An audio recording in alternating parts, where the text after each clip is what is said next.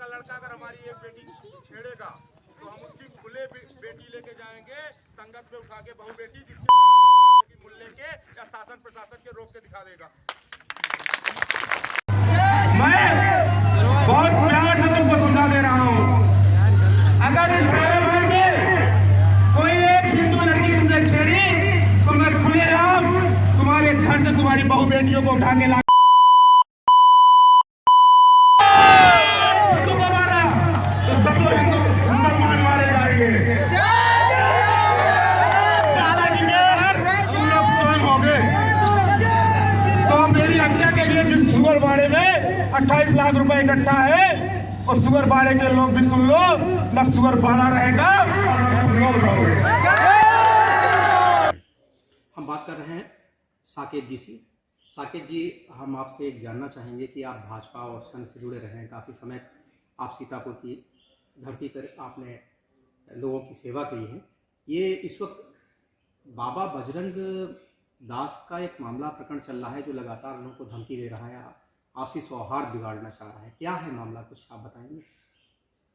वो बाबा बजरंग दास नहीं, बजरंग मुनि है। और पिछले 1-1.5 साल से इसने सीतापुर के कस्बे खैराबाद के अंदर आकर के इसने एक अशांतिपूर्वक माहौल बना दिया, जो हमारे जनपद में कभी नहीं रहा। हम लोग गंगा जमुनी संस्कृति से उत्पन्न है, संघ और भाजपा से जुड़े होने के नाते कभी पार्टी में या कभी संगठन में ये सिखाया नहीं गया कि हम लोग अलग अलग हैं। लेकिन कुछ राजनीतिक परिस्थितियों को फ़ायदा उठाने की कोशिश कर रहे इस तरह के गंदे लोग सीतापुर की जनता को, सीतापुर के आवाम को, सीतापुर की शांति को तहस नहस कर देना चाहते हैं। ये बजरंग मुनि नाम का एक राक्षस जो 1-1.5 साल से पहले इसने दलितों की ज़मीनें छीनी, जो आज भी देखी जा सकती है, इसका कब्जा है वहाँ पर। पिछड़े लोगों की ज़मीनें छीनी, जिसमें लोध बिरादरी की ज़मीनें थी, पासियों की ज़मीनें छीनी, और कुछ ब्राह्मणों की भी ज़मीनें इसने छीनी। उसके बाद यहाँ पर एक संगत में, कमाल सराय संगत में यह आकर के इसने कब्जा किया, और कब्जा करने के बाद इसने सबसे पहले लोगों की ज़मीनें छीनना शुरू की, और संगत की जो असली ज़मीन थी, जो कब्जे में थी, उसको प्लाटिंग की, इसको बेचा। जब गरीबों की ज़मीनें छीनी गई तो कोई लोग बोल नहीं रहे थे। उसमें भी संगठन में भी और पार्टी में भी गंदे लोग हुआ करते हैं, जिसकी वजह से मुझे एक निर्दल के रूप में चुनाव लड़ना पड़ा। क्योंकि अत्याचार हो, चाहे किसी पार्टी का हो, चाहे किसी संगठन का हो, अत्याचार अत्याचार होता है, गंदा काम गंदा काम होता है। इसी की आवाज़ को मैंने जब मुखर किया तो ऐसे लोगों का कब्जा हो गया है, जिसकी वजह से मुझे निर्दलीय प्रत्याशी के रूप में अपनी आवाम के लिए चुनाव लड़ना पड़ा। परिणाम कुछ भी हुआ, 11,000 वोट मिला इन परिस्थितियों में। लेकिन सही को सही ना कहना, गलत को गलत ना कहना एक राजनीति व्यक्ति की मुझे नहीं लगता कि ऐसा होना चाहिए। हम जिंदा लोग हैं, राजनीति में आवाम के लिए आए हैं, ना कि अपने लिए आए हैं। इस व्यक्ति ने निर्दोष मुस्लिम लड़कों को, जवान मुस्लिम लड़कों को, जो थाने के बाहर बैठ के तहरीर लिखते थे, तीनों भाइयों को मारा और उनको जेल में भिजवाया। और इसके ऊपर कोई मुकदमा नहीं लिखा गया, कोई मुकदमा नहीं लिखा गया। ये भगौड़ा है।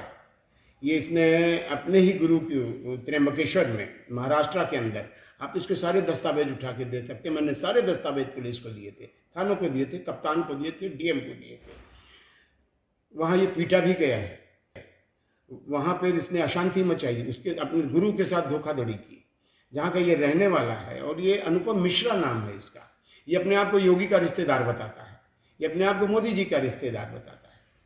मैंने तो रिश्तेदारी, दोस्ती हो सकती है, रिश्तेदारी तो तब होती है जब कोई बहन बेटी किसी दूसरे उसमें ब्याही जाती है। ये बाबा है और ये रिश्तेदार बताता है। यहाँ पर उसने रौला जमाया लोगों के ऊपर और लोगों को रहना मुश्किल कर दिया है। अभी मैं देख रहा था पेपर में, इधर चुनाव के बाद मैं गया नहीं, लोग मेरे पास आए तो मैं देख रहा था कि इसने एक शोभा यात्रा के नाम पर कुछ हिंदुओं को भगवा ध्वज लेकर के कि मैं शोभा यात्रा निकाल रहा हूँ।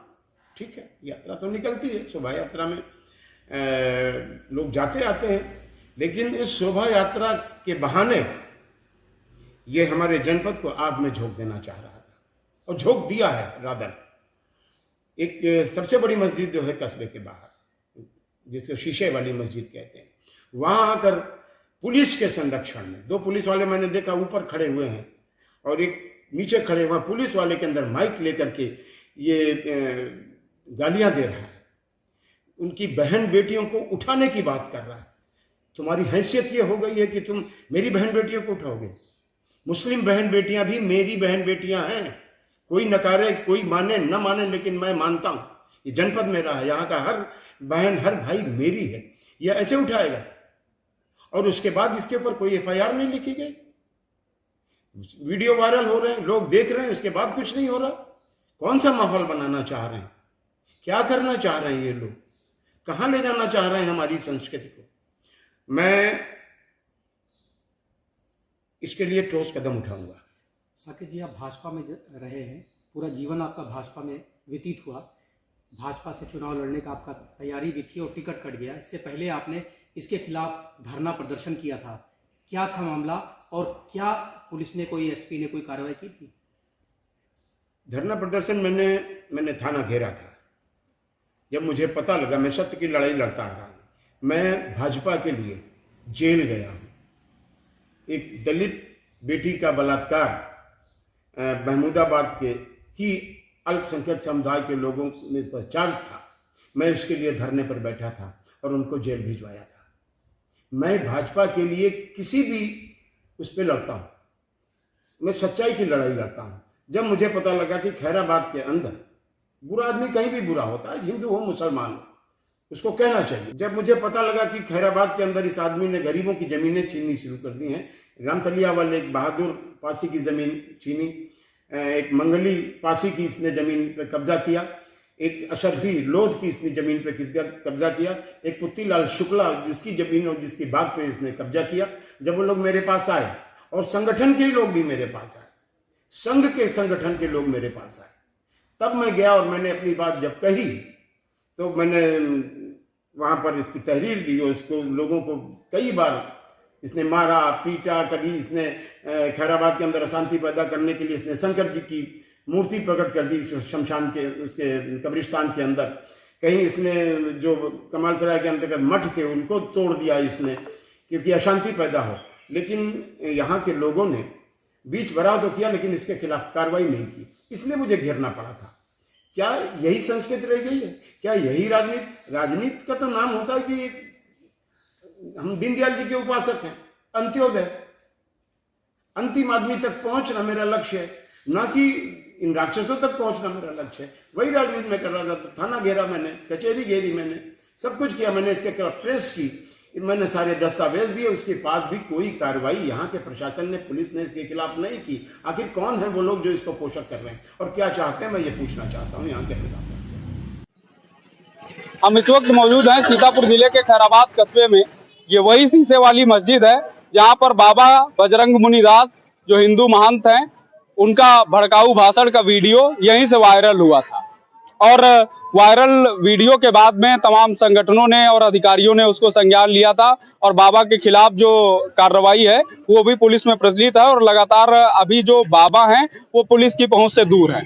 तो वहीं आपको बता दें कि इसके दूसरे दिन यानी कि कल जब पूरा ये वीडियो वायरल हो गया था और मामले ने तूल पकड़ लिया था, तो बाबा ने एक वीडियो वायरल किया था जिसमें उन्होंने अपनी सफाई दी थी और उनका कहना था कि माताओं बहनों को ठेस पहुंचाने का उनका कोई इरादा नहीं था। ये उन्होंने अपने वीडियो में कहा था। इसके साथ ही उनका एक वीडियो और था जो हमारे दर्शकों ने देखा भी होगा, उसमें उनका ये साफ तौर पर कहना था कि ये जहाँ पे उनका कलश यात्रा निकल रही थी तो वहीं पर लोग छतों पर लाठी डंडे लेकर के खास समुदाय के लोग खड़े थे। जरा हम कैमरामैन से कहेंगे कि जरा इधर दिखाएं कि क्या आपको ये जो सड़क है यहीं पर जुलूस निकल रहा था और उसके साथ ही ये छतें हैं, यहाँ पर आप देख सकते हैं कि इतनी छतें भी नहीं है जहाँ पर लोग लाठी डंडे लेकर के खड़े हो सकते हैं, ऐसा जो यहाँ के नागरिक हैं उनका कहना है। तो चलिए हम नागरिकों से बात कर लेते हैं कि क्या जो वीडियो जिस तरीके से बाबा ने दूसरा वीडियो वायरल किया और जिसमें उन्होंने बताया कि छतों पर उनको मारने के लिए, यानी कि हिंदू महंत को मारने के लिए लाठी डंडे लेकर के खड़े थे, क्या ऐसा कुछ था? आपसे पूछना चाहता हूँ, क्या ऐसा कुछ था कि लाठी डंडे लेके लोग खड़े हुए थे जब जुलूस निकल रहा था? नहीं, ऐसा नहीं था। लोग यहाँ पर नमाज हो रही थी, नमाज होकर लोग निकल रहे थे और उसके बाद किसी को क्या पता, आप एकदम से आते हैं, जुलूस लेकर रोक देते हैं और अभद्र भाषा शुरू कर देते हैं आप।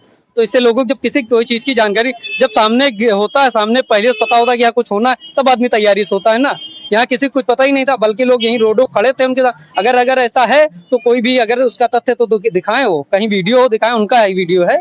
अच्छा, तो इनका साफ तौर पर कहना था कि यहाँ पर कोई नहीं खड़ा था। हमारे साथ एक बुजुर्ग भी यहाँ पर मौजूद हैं, हम इनसे बात कर लेते हैं कि जिस समय ये कलश यात्रा जो हिंदू महंत की निकल रही थी और उन्होंने ये वीडियो वायरल करके ये दावा किया कि लोग लाठी डंडा लेके खड़े हुए थे उनको मारने के लिए, तो क्या आप लोग खड़े थे लाठी डंडा लेकर? उनको ये खुद पता होना चाहिए कि सब जमीन में खड़े थे, वो पहले से छत पर खड़े हुए हैं।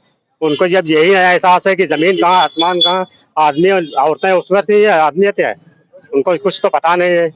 केवल बयान ऐसा वैसा दे देना है और कुछ कहना उनका है, खाली भड़काऊ बयान, बस खैराबाद में शांति भंग करना है और क्या है। यहाँ तो आप लोग 80% हैं, 80% मुस्लिम हैं, तो यहाँ पर क्या ये माना जाए कि आप अल्लामा फजले हक खैराबादी की तहजीब को कायम रखे हुए आराम से हिंदू मुस्लिम सब साथ साथ रह रहे हैं? आप इससे कभी भी पिछले पहले 92 से पहले से लेके आज तक के कभी कोई दंगे हुए इसमें? इन बाबा के अलावा कोई और भी ऐसा आया जो आज तक के कोई बात कही? इसके बाबा के अलावा कोई भी आदमी ऐसा नहीं है जो आज तक के ये बात कही हो।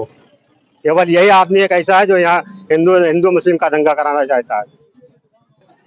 हम इस वक्त मौजूद हैं सीतापुर जिले से, जो शहर का मुख्यालय है, वहां से करीब 10 किलोमीटर दूरी पर ये खैराबाद कस्बा है। यहीं के हिंदू महंत बाबा बजरंग मुनिदास आजकल सुर्खियों में है। समाचार पत्र, टीवी चैनलों की सुर्खियां बटोर रहे हैं और जो बाबा हैं उनके खिलाफ पुलिस ने कार्रवाई भी प्रचलित कर दी है। इसी दौरान जो सबसे प्रमुख बात निकलकर सामने आ रही है उसमें यह है कि बाबा बजरंग मुनि ने एक खास समुदाय की महिला व बेटियों के लिए विवादित बयान दिया था और इसको जो राष्ट्रीय महिला आयोग और तमाम संगठन है उन्होंने भी संज्ञान में लिया और बाबा के खिलाफ कार्रवाई के लिए जो पत्र हैं वो भी विभिन्न अधिकारियों को लिखे गए। तो वहीं सबसे बड़ी बात जो निकलकर सामने आ रही है वो ये है कि यहाँ के जो लोग हैं उन्होंने गंगा जमुनी तहजीब को किस तरीके से बरकरार करके रखा है, इस मामले ने साफ कर दिया है।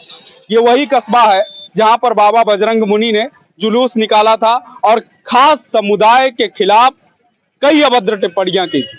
और बाबा के पीछे की कहानी क्या है ये भी हम आपको कुछ देर बाद बताएंगे और पूरी कहानी दिखाएंगे अपने दर्शकों को।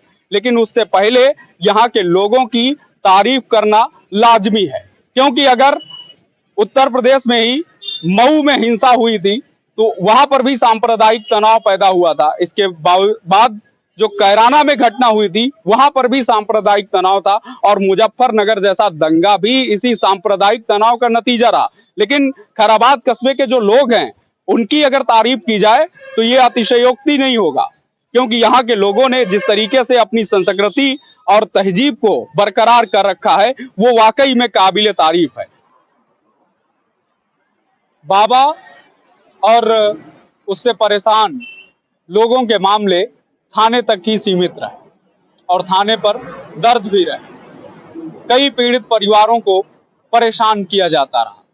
कभी कागज के नाम पर जो गरीब तबके के लोग जिनके पास जमीन भी नहीं रही वो अधिकारियों के चक्कर लगाते रहे कि उनकी जमीन उनको मुहैया हो सके। विवाद इसी कड़ी में चलता गया।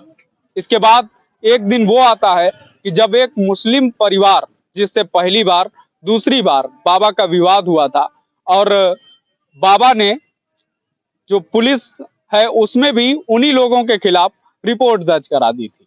इसके बाद वो मुस्लिम परिवार खेतों पर काम कर रहा था और वहां पर मारपीट की बड़ी घटना हो जाती है।